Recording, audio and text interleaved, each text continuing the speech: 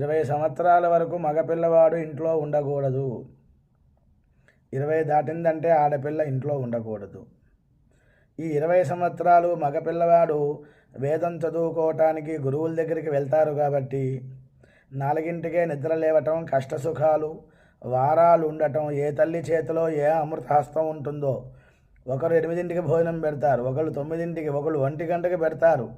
ఇటువంటి కష్టసుఖాలన్నీ కూడా తెలుస్తాయన్నమాట.